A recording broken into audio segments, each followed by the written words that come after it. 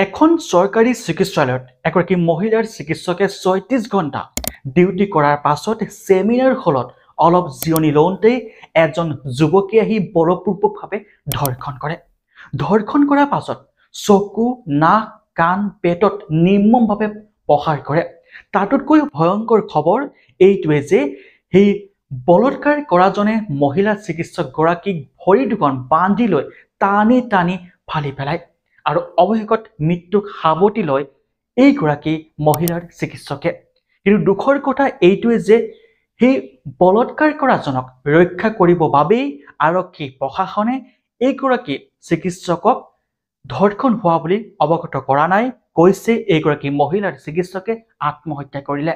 সমগ্ৰ দেশ কঁপাই যোৱা এক ভয়ংকৰ সত্যৰ ঘটনা পুনৰ লৈ আহিছোঁ আপোনালোকৰ মাজলৈ।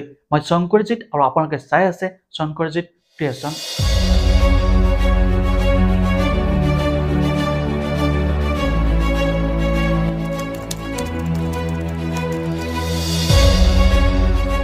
এগৰাকী মহিলাৰ চিকিৎসক ৩৬ ঘণ্টাই ডিউটি কৰে। ডিউটি কৰাৰ পাছত ছেমিনাৰ হলত ছেমিনাৰ অনুষ্ঠিত হয়। ছেমিনাৰ সমাপ্ত হোৱাৰ পাছত সকলোৱে মিলি খাদ্য গ্ৰহণ কৰে আৰু চিকিৎসকগৰাকী ভাগৰ লগাত ছেমিনাৰ হলতে অলপ জিৰণি লয়। বাকী সকলোবোৰ উঠি নিজৰ নিজৰ গন্তব্যস্থানলৈ গতি কৰে।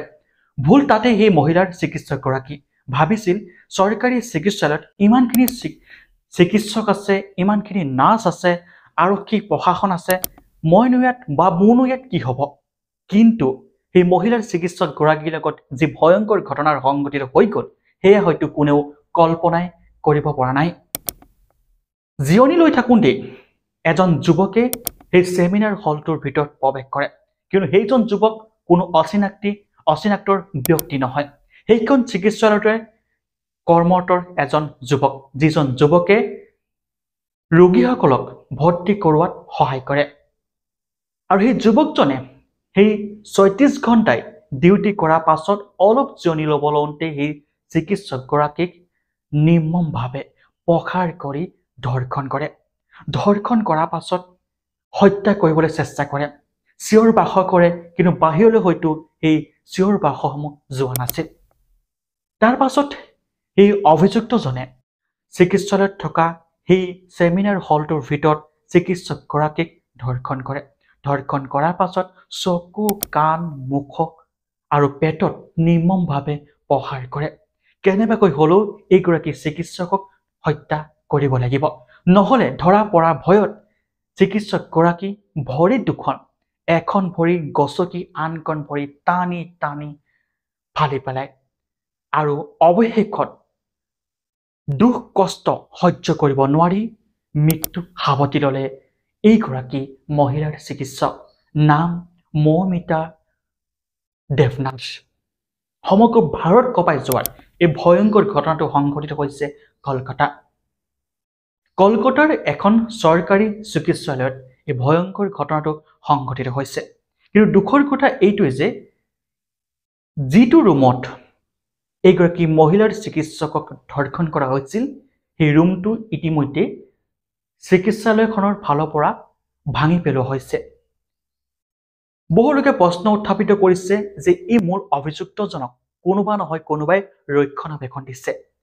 কলকাতাৰ যিগৰাকী মুখ্যমন্ত্ৰী মমতা বেনাৰ্জীয়ে ইতিমধ্যে ঘোষণা কৰিছে যদিহে আৰক্ষী প্ৰশাসনে এই ঘটনাটো তদন্তৰ সম্পূৰ্ণকৈ কৰিব নোৱাৰে তেনেহ'লে এই সম্পূৰ্ণ ঘটনাটো CBIক অৰ্পণ কৰা হ'ব। কিন্তু এতিয়াও এই ঘটনাটোক আৰক্ষী প্ৰশাসনে তদন্ত কৰি আছে। ইতিমধ্যে এজন লোকক গ্ৰেপ্তাৰ কৰিছে। এই লোকজনৰ নাম হৈছে সঞ্জয় ৰায়। এই ব্যক্তিজনে সেইগৰাকী মহিলাৰ চিকিৎসকৰ লগত জঘন্য কাণ্ড সংঘটিত কৰিছিল। এতিয়া বহুলোকে প্ৰশ্ন উত্থাপিত কৰিছে যে এই সঞ্জয় ৰায়ৰ লগত বহু লোক জড়িত হৈ আছে, কিয়নো সেই সময়ত এখন ডাঙৰ চিকিৎসালয়ত কোনো নাছিলনে সেই যুৱকজনে এই জঘন্য কাণ্ডটো কৰি থাকোঁতে। ইতিমধ্যে সম্পূৰ্ণ বাতৰিটো এতিয়া সংবাদ মাধ্যমত প্ৰচাৰ হৈ গৈছে, কিন্তু এতিয়ালৈকে এই সম্পূৰ্ণ ঘটনাটো ভালদৰে তদন্ত কৰিব পৰা নাই বুলি বহু লোকে মত পোষণ কৰিছে। এটা ভয়ংকৰ খবৰ এইটো যে যিগৰাকী চিকিৎসক মৃত্যু হৈছিল সেইগৰাকী চিকিৎসকক 3 ঘণ্টা সময় ঘৰৰ মানুহক লগ ধৰিবলৈ দিয়া নাছিল। প্ৰথম অৱস্থাত কৈছিল যে এইগৰাকী মহিলা চিকিৎসকে আত্মহত্যা কৰিছে। তাৰ পাছত পোষ্টমৰ্টম কৰা হ'ল আৰু পোষ্টমৰ্টমত সম্পূৰ্ণ তথ্য বাহিৰলৈ আহিল। কিদৰে এই মূল অভিযুক্তজনে ভয়ংকৰ কাণ্ডটো সংঘটিত কৰিছিল এইগৰাকী মহিলা চিকিৎসকৰ লগত। আৰু তাৰ পাছতে সমগ্ৰ ভাৰততে এতিয়া উত্তাল প্ৰতিবাদৰ সৃষ্টি হৈছে। বহু লোকে প্ৰশ্ন উত্থাপিত কৰিছে যে কৰ্মস্থলীটো মহিলাসকল সুৰক্ষিত নহয় নেকি? যিখন দেশত যিসকল চৰকাৰে বেটী বচাও বেটী পঢ়াও আঁচনিৰ জৰিয়তে সম্পূৰ্ণ ভাৰতবৰ্ষত বসবাস কৰা মহিলাসকলক বা ছোৱালীসকলক শিক্ষা প্ৰদান কৰিছে, আৰু সেইখন চৰকাৰৰ দিনতে কেনেকৈ এগৰাকী মহিলাক কৰ্মস্থলীতে এনে জঘন্য কাণ্ড কৰি হত্যা কৰিবলৈ সাহস পালে? ভাৰতৰ দৰে এখন দেশত এনে জঘন্য কাণ্ডসমূহ বাৰে বাৰে সংঘটিত হ'বলৈ ধৰিছে। ইয়াৰ কাৰণ এইটাই যে অভিযুক্তসকলক এটা দীঘলীয়া পৰিক্ৰমাৰ মাজেৰে লৈ যায়।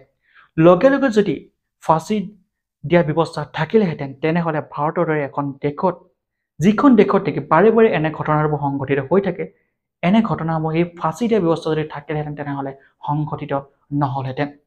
এতিয়া সমগ্ৰ কলকাতাতে চিকিৎসককে ধৰি যি কৰ্মচাৰী আছে সকলোৱে উত্তাল প্ৰতিবাদৰ সৃষ্টি কৰিছে। সকলোৱে কৈছে যে আমাক ন্যায় লাগে।